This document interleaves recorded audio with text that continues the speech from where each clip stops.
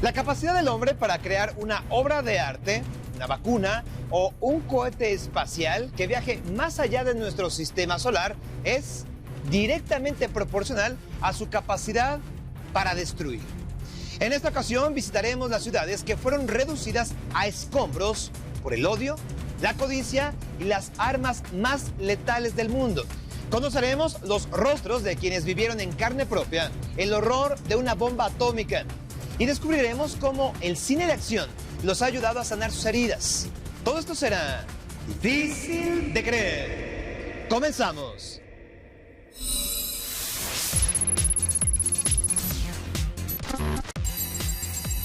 El 26 de abril de 1986, un aumento súbito de potencia del reactor 4 de la central atómica de Chernobyl generó la peor de las tragedias nucleares de la historia. A 28 años de este terrible episodio, la proliferación de armas químicas está acabando con miles de personas, amenazando con destruir la ya frágil vida de nuestro planeta. Además, hablaremos del hombre que liberó el gas sarín en una estación del metro de Japón.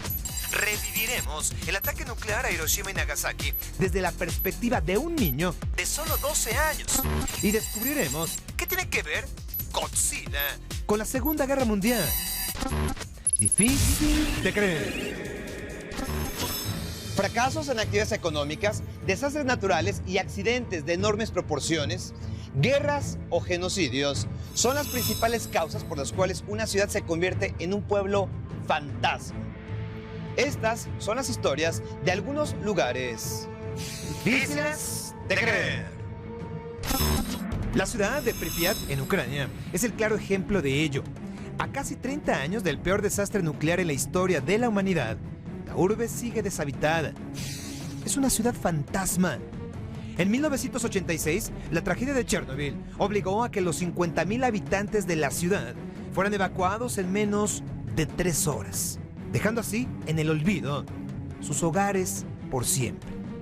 Los animales domésticos y el ganado, por su parte, no corrieron con mejor suerte. Ellos fueron sacrificados.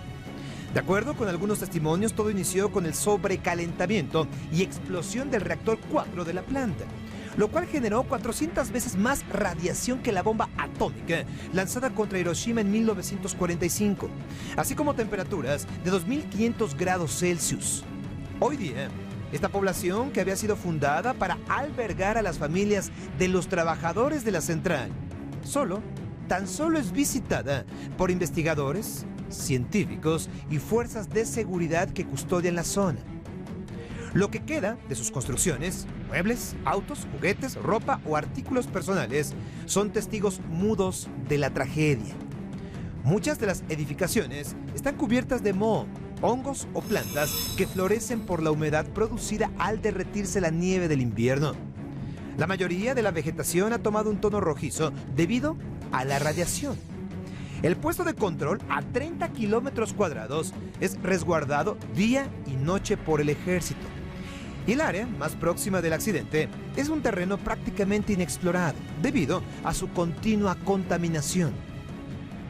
Solo en los alrededores hay pequeños poblados con unas 7,000 personas, es decir, menos del 5% de las que había hace 20 años.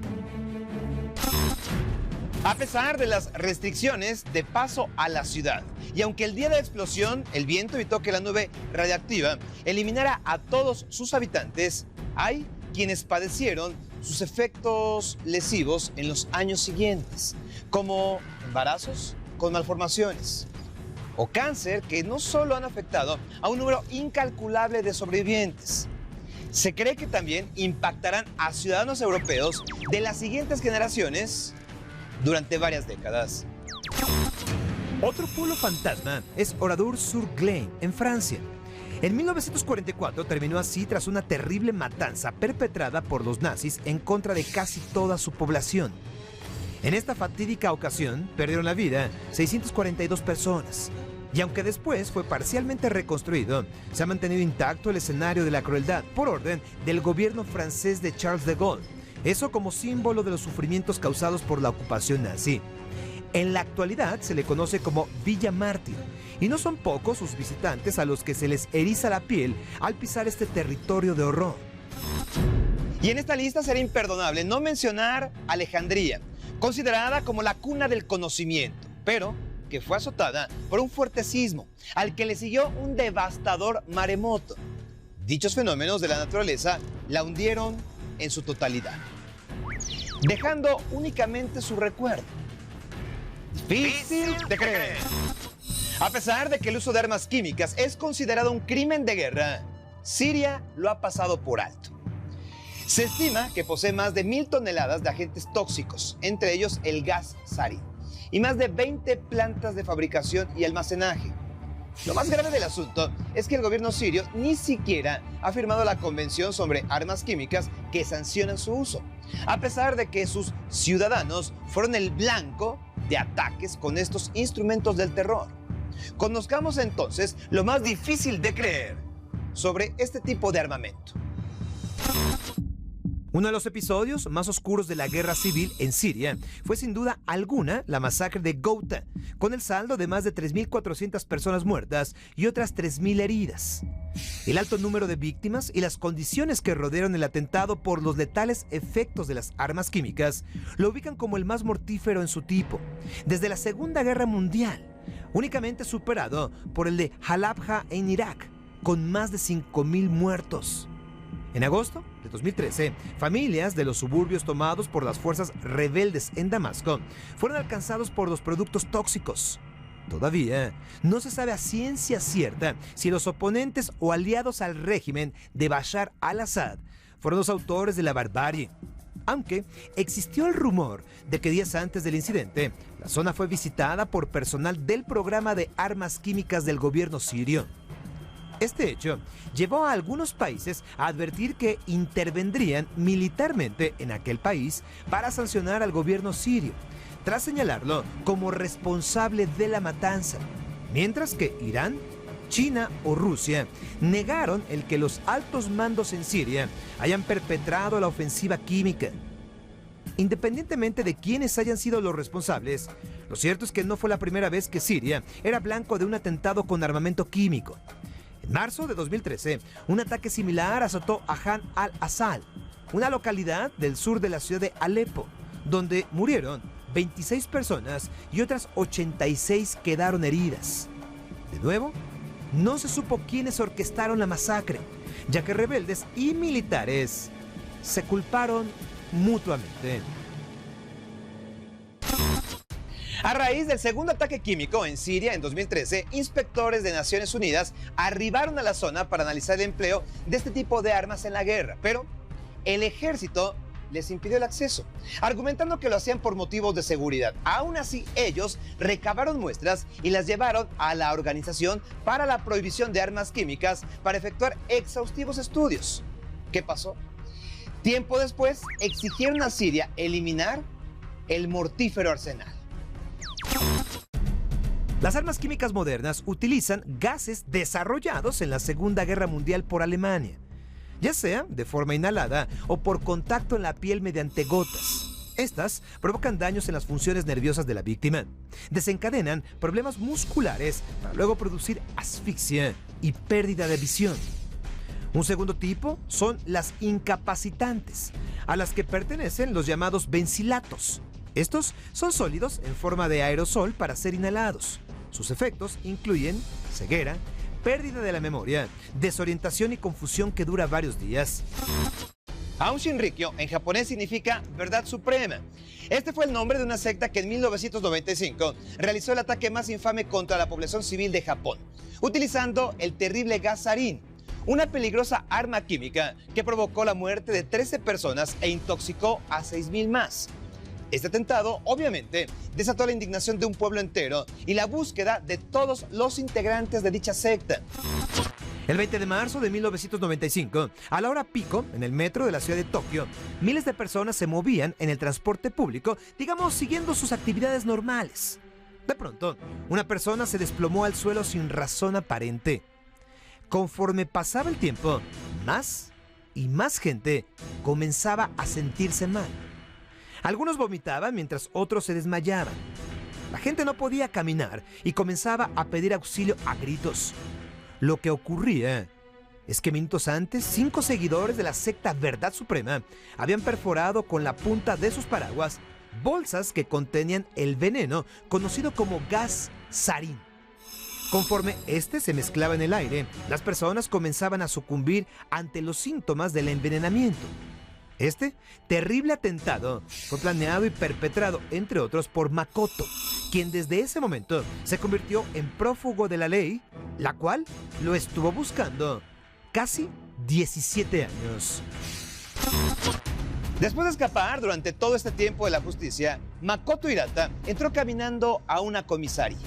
Ahí se entregó, argumentando que se había cansado de vivir a escondidas y que quería dejar el pasado atrás. Entre sus pertenencias, este hombre llevaba el equivalente a más de 1 millón de pesos en efectivo.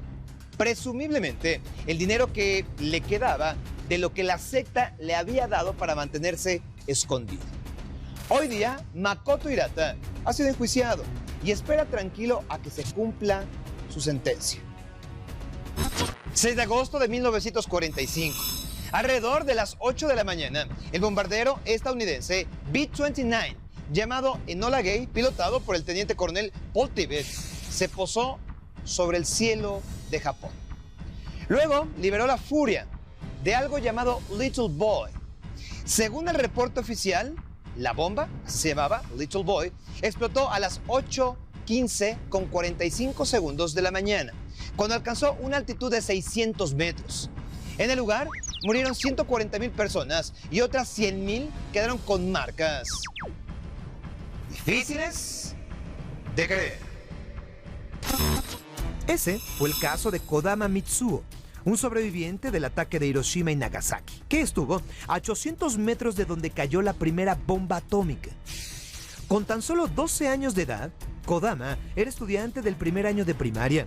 Ese día, recuerda haber visto un gran fulgor en el horizonte, seguido de un hongo de cenizas y fuego a través de la ventana de su salón.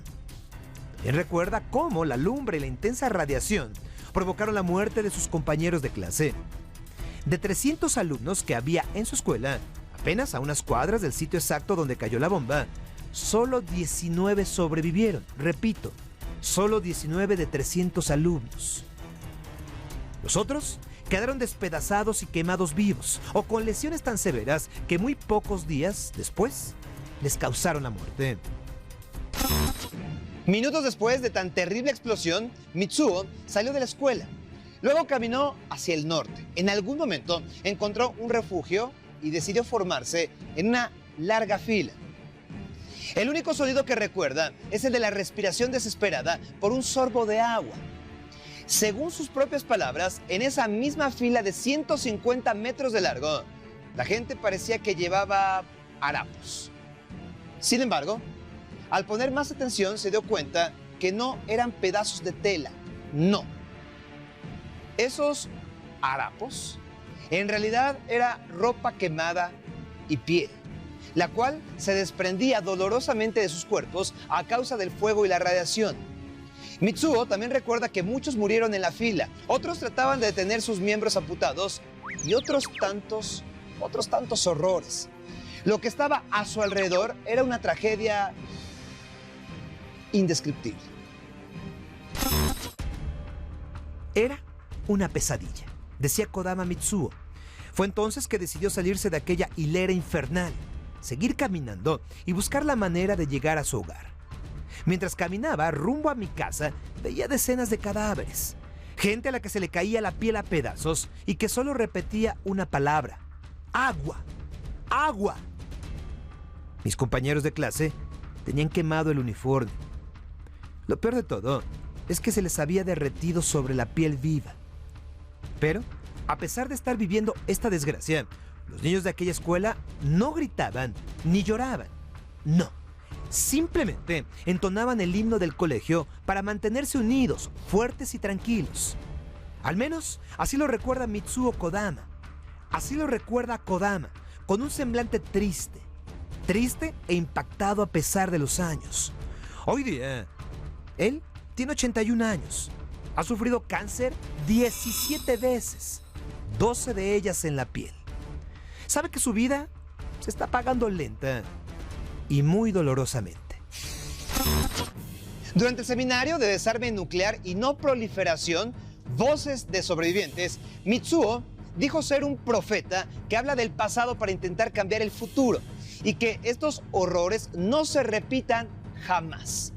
En una plática de más de 2 horas, sostuvo que los sobrevivientes no solo se enfrentan a las heridas causadas por el dolor de la bomba, al calor de la bomba, la cual puede llegar a ser de hasta 6.000 grados, temperatura parecida a la que tiene la superficie del Sol. También, la radiación a la que se exponen tiene un impacto a nivel genético irreversible y de consecuencias difíciles de creer. Pero que los niños de aquella escuela no lloraran a pesar del dolor físico y la tragedia que los estaba rodeando era un signo innegable del espíritu inquebrantable de los japoneses y de su muy particular forma de ver la vida. Una visión que los llevó a crear al protagonista de nuestro siguiente eslabón. La Segunda Guerra Mundial marcó la historia de Japón de muchas formas. Una de ellas se recordará como la primera vez en más de 1000 años que el país del sol naciente perdía una guerra. Y vaya forma de hacerlo, con un bombardeo que transformó en cenizas a 2 de sus ciudades más importantes. Este hecho dejó marcas imborrables en sus habitantes, pero también en el cine. Prueba de ello es la llegada del primer kaiju. Repito, kaiju o gran monstruo al mundo de la ciencia ficción de Japón. Una criatura capaz de destruir ciudades enteras. Hablamos, por supuesto, de Godzilla.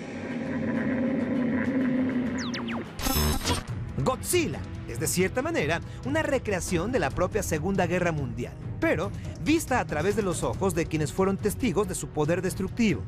En el caso del director, Ishiro Honda, estuvo a las órdenes del ejército imperial en China debido a que fue tomado prisionero. Por su parte, Eiji Tsuburaya, director de efectos especiales, fue forzado a hacer recreaciones de batallas navales en miniatura para películas propagandísticas. Y por último, está el creador de la música, Akira Ifukube. Este hombre escribió marchas para el ejército y la marina imperiales. Pero hay más. Godzilla también representa a Estados Unidos. Incluso su nombre está escrito en katakana para representar su naturaleza extranjera. Para reforzar esta idea, Godzilla realiza el mismo recorrido que hizo el ejército de Estados Unidos por el Océano Pacífico. Y al final, la bestia desconocida toma una isla para luego destruir parte de Tokio. Pero Godzilla no es la única producción cinematográfica que tuvo sus orígenes en la guerra. Otra cinta que llamó la atención del mundo, pero por su enorme sensibilidad y dramatismo, fue La tumba de las luciérnagas. Su historia narra la experiencia de 2 hermanos que se enfrentan al dolor, la desesperación y la muerte que trae consigo un conflicto bélico. Esta animación, junto con La lista de Schindler y El pianista, son consideradas las mejores películas antibelicistas de todos los tiempos. A pesar de ser un anime de finales de los 90, la experiencia de haber vivido una guerra estuvo presente en cada paso de su proceso de creación.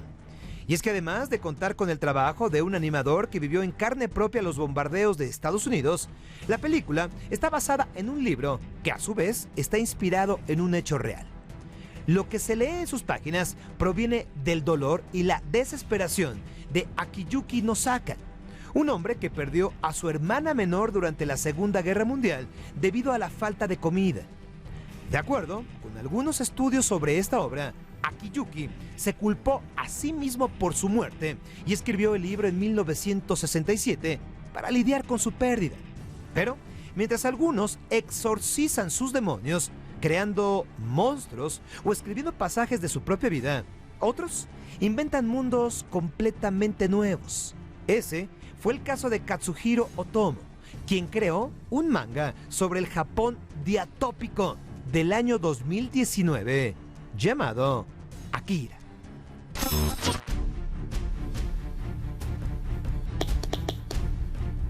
En los últimos 70 años, el hombre ha sido víctima de sus propias trampas y de su enorme poder de destrucción. Algunas veces lo ha hecho con la intención de defender su integridad, su religión y hasta sus creencias. Pero, aun cuando su libertad y la propia vida de su familia han estado en juego, nada justifica el uso de armas químicas y nucleares. Nada justifica la muerte de gente inocente. Vamos, nada justifica una guerra. Yo soy Sergio Sepúlveda y los espero en la siguiente investigación difícil de creer.